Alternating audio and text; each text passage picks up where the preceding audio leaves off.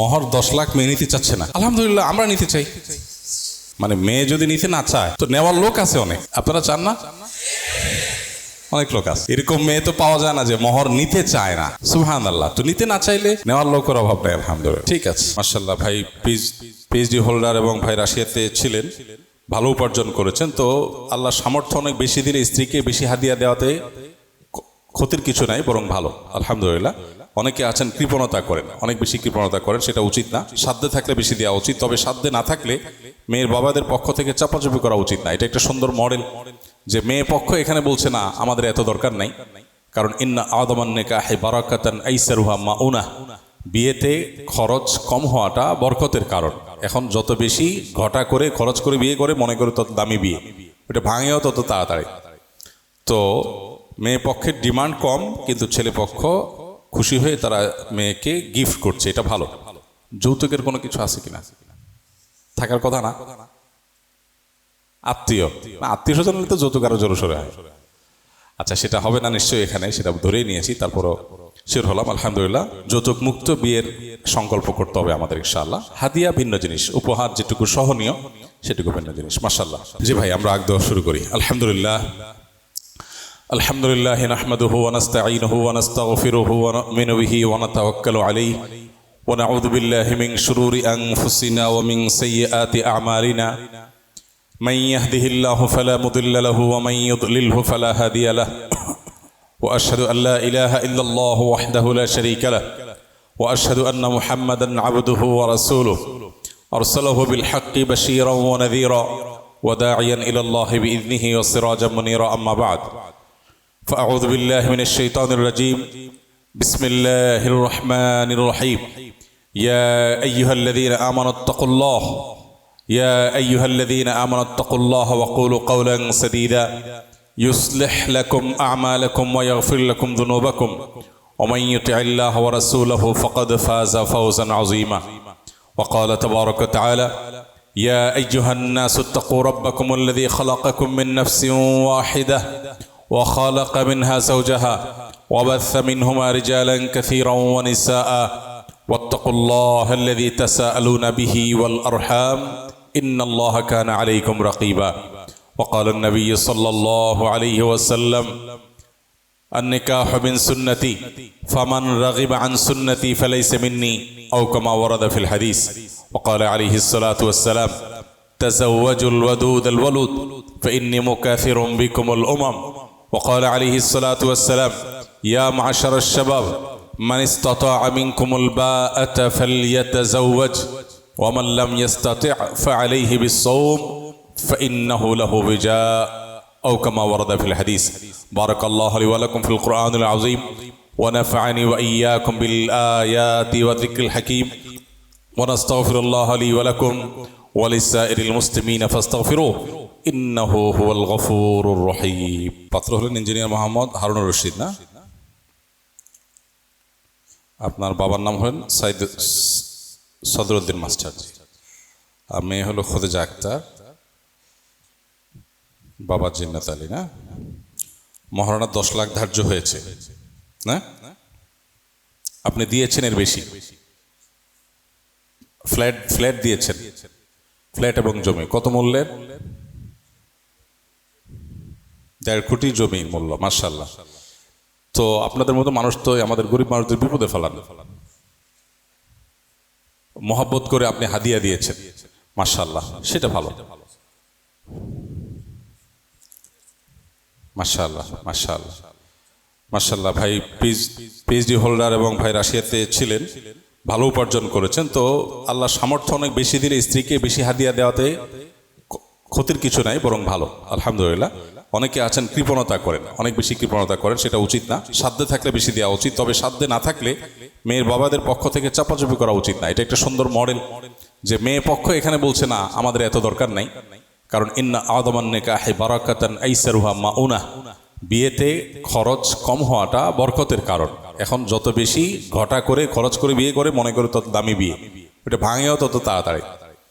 তো মেয়ে পক্ষের ডিমান্ড কম, কিন্তু ছেলে পক্ষ খুশি হয়ে তারা মেয়েকে গিফট করছে, এটা ভালো। যৌতুকের কোনো কিছু আছে কিনা? থাকার কথা না। আত্মীয় আত্মীয় স্বজন হলে তো যৌতুক আরো জোরে সোরে হয়। আচ্ছা, সেটা হবে না নিশ্চয়ই, এখানে সেটা ধরেই নিয়েছি, তারপরও শিওর হলাম। আলহামদুলিল্লাহ, যৌতুক মুক্ত বিয়ের সংকল্প করতে হবে আমাদের ইনশাআল্লাহ। হাদিয়া ভিন্ন জিনিস, উপহার যেটুকু সহনীয় সেটুকু ভিন্ন জিনিস। মাশাআল্লাহ, ঠিক আছে। আমরা সাক্ষীরা দুজন স্পষ্ট শুনতে হবে। আপনি একটু আমার সাথে, আপনি একটু বলেন, আপনি মেয়ের অভিভাবক না? একটু আসেন, আপনি আমার সাথে, আপনার নাম কি? আরিফুল ইসলাম। আপনি আমাকে বলেন, আমি মোহাম্মদ আরিফুল ইসলাম, পিতা জিন্নত আলী, আমার বোন খোদেজা আক্তারকে জনাব ইঞ্জিনিয়ার মোহাম্মদ হারুনুর রশিদ, পিতা মোহাম্মদ সদরুদ্দিন মাস্টার, তার দিকে হাতে ইশারা দেন, যে আপনার নিকটে 10 লক্ষ টাকা মহারণার বিনিময়ে বিবাহের প্রস্তাব করলাম। ভাই একটু আওয়াজ দিয়ে বলেন, আলহামদুলিল্লাহ, আমি কবুল করলাম। আলহামদুলিল্লাহ, আলহামদুলিল্লাহ। আমরা নবদম্পতির জন্য সুন্নাহসম্মত দোয়া নিবেদন করি। বারাকাল্লাহু লাকুমা ওয়া বারাকা আলাইকুমা ওয়া জামাআ বাইনাকুমা ফি খাইর। এর অর্থ হলো, আল্লাহ যেন নবদম্পতির মধ্যে বারাকা দান করেন এবং তাদেরকে যেন কল্যাণের কাজে একে অন্যের সাথে যেন সম্প্রীতি সৌহার্দ্যপূর্ণ সম্পর্ক আল্লাহ তৈরি কাজ করে দেন। আলহামদুলিল্লাহ, জাযাকুমুল্লাহ খাইরের মাধ্যমে আকদ সম্পাদন হলো, কাবিন নামা পূরণ হয়েছে। কাজী সাহেবের প্রসিডিউর ওইটা আকদের পরে হলেই ভালো, আগে না হওয়া উচিত। ঠিক আছে, জি ইনশাআল্লাহ। জাযাকুমুল্লাহ খাইর, খেজুর দিয়ে দেন। জি, জাযাকুমুল্লাহ খাইর। এ ভাই থাকলে এদিকে নিয়ে আসো কয়েকটা, এখানে পায় নাই দু একজন, পায় নাই যারা তাদেরকে দাও। বাস বাস, সবাই পাইছে, সবাই পাইছে আলহামদুলিল্লাহ। এদিকে দুজন পায় না, এদেরকে দাও শুধু, বাস। ভাই এবার একটু মেহরবানি করে মসজিদে আসি, সবাই সত্য কথা বলি। মোট করে খাবলা দিয়ে কয়েকটা নিছি, যারা তারা হাত তুলি, হাত তুলি, হাত তুলি, হাত তুলি। হাত না তুললে মিথ্যা হবে না। দাঁড়াও দাঁড়াও দাঁড়াও দাঁড়াও, এ ভাই দাঁড়াও। খাবলা দিয়ে মোট করে যারা নিছো তারা কারা কারা? হাত তোলো। আর কে কে আছে? দেশ বাড়ি, গ্রামের বাড়ি কোথায়? নোয়াখালী? ছি ছি ছি, নোয়াখালী কোথায়? আস্তে আস্তে আস্তে, হ্যাঁ, বেগমগঞ্জ। মাশাআল্লাহ। কোন কোর্সে আছো তুমি? মোটরসাইকেলে। মাশাআল্লাহ। মোটরসাইকেলের কাজে কি ক্ষুধা লাগে বেশি? আচ্ছা, হ্যাঁ। এ ভাই পিছনে, তোমার এখনো খাইতেছে সে। বাড়ি কোথায় ছেলে? বাড়ি কোথায়? ময়মনসিংহ। হ্যাঁ, ইজ্জত ডুবাইলছ। আচ্ছা, তোমার কুমিল্লা। আচ্ছা, বসো বসো, তোমরা বসো বসো, তিনজন বসো বসো। ভাই এইটা একটা ছোট একটা পরীক্ষা ছিল, আমি ইচ্ছাকৃত চাইছি যে দেয়া হোক ভিতরে, দেখি কে কি করে। যদিও বিয়ে শাদীর খেজুর একটু আনন্দ করে খাওয়ার মধ্যে দোষের কিছু নাই, এটাকে আমরা, হ্যাঁ, গত বিয়েতে তুমি পাও নাই, সেটার জন্য কাজা কাফারা এখান থেকে আদায় করার সুযোগ আছে? এটা তো কোনো কথা না। ভাই দেখো, বেচারা 600 মানুষের জন্য খেজুর আনছে, এখানে 500-600 মানুষ হয়, সেই হিসাবে খেজুর আনছে। আমার জন্য 1 কার্টুন হাদিয়া আনছে। শেষ পর্যন্ত তোমাদের খাবলামের কারণে আমার হাদিয়াটা দিয়ে দিতে হয়েছে। তাহলে হক তো তুমি আমারটা মারলা, মানুষটা মারো নাই। আচ্ছা ভাই, সিরিয়াসলি শুনি, এটা ইমানদারের জন্য অনেক বড় একটা পরীক্ষার বিষয়, যে ইমানদার নিজের প্রয়োজন পূরণের জন্য পাগল পরা থাকবে, সেলফিশ বা স্বার্থপর হবে, নাকি অন্যদের চিন্তাও করবে। অন্যদের চিন্তা করতে হবে না। আল্লাহ রাব্বুল আলামিন সাহাবায়ে কেরামের বৈশিষ্ট্য বর্ণনা করতে গিয়ে বলেছেন, ওয়ায়ুসিরুনা আলা আনফুসিহিম ওয়ালাউ কানা বিহিম খাসাসা। কি ছিলেন তারা? আল্লাহ সুবহানাহু ওয়া তাআলা বলছেন যে তাদের বৈশিষ্ট্য হলো তারা নিজেদের ওপর অন্যদেরকে অগ্রাধিকার দেয়। এই ছেলে কথা বলতেছে, আমি কোরআন আয়াত পড়তেছি, কথা বলতেছে। এই ছেলে, বাড়ি কোথায় তোমার? ব্যথা পাইলে কি কথা বললে ব্যথা ভালো হয়? এরকম কোনো দোয়া আছে? তাহলে টিপে দিতে হবে? কি সমস্যা? কি তাহলে চাপা লাগলে এদিক সরে আসো, সরে আসো, সরে আসো। জি ভাই, খুব মনোযোগ দিয়ে শুনি ভাই। আলহামদুলিল্লাহ, বিয়ে শাদীর প্রোগ্রাম, একটু আনন্দ করে খেজুর নেওয়া টেওয়া, এই ব্যাপারগুলোতে তাসাহুল বা দেখেও না দেখার ভান করা বা এগুলোকে সহনীয় পর্যায়ে ধরা যায়, সমস্যা নেই। কিন্তু আমরা আলহামদুলিল্লাহ যারা এখানে আছি, অন্তত এই দিনই আয়োজনে আছি, আমাদের মধ্যে একজন পরিপূর্ণ মুসলমানের আদর্শ থাকা উচিত, এবং সেটার অংশ হিসেবে শুধু আজকে নয়, সব সময়ের জন্য, আমাদের সারা জীবনের জন্য মাথায় রাখতে হবে যে আমি আমারটা তো চাইব, কিন্তু আমার দ্বারা যাতে অন্য কারোর হক নষ্ট না হয়। শুধু সেটা নয়, সম্ভব হলে আমি আমার চাইতে আমার অন্য কোনো ভাইকে অগ্রাধিকার দিব। এটা হলো ইমানদারের সিফত এবং গুণ। আজ আমাদের পুরো সমাজের মধ্যে একটা কমন চিত্র আমরা দেখতে পাই, সেটা হলো মানুষ স্বার্থপর, সবাই নিজের জান নিয়ে চিন্তা আছে। একটা প্রবাদই হয়ে গেছে, নিজে বাঁচলে বাপের নাম। খুবই জঘন্য, নিকৃষ্ট একটা প্রবাদ, খুবই খারাপ একটা প্রবাদ, ভুল একটা প্রবাদ। নিজে বাঁচলে বাপের নাম, কেমন কথা? এ তো স্বার্থপর মানুষ বলবে, এ কোনো ইমানদার বলতে পারে না। ইমানদার কি নিজে বাঁচলে বাপের নাম বলবে? আল্লাহ সুবহানাহু ওয়া তাআলা কোরআনে হাকিমে বলেছেন, ওয়ায়ুসিরুনা আলা আনফুসিহিম ওয়ালাউ কানা বিহিম খাসাসা।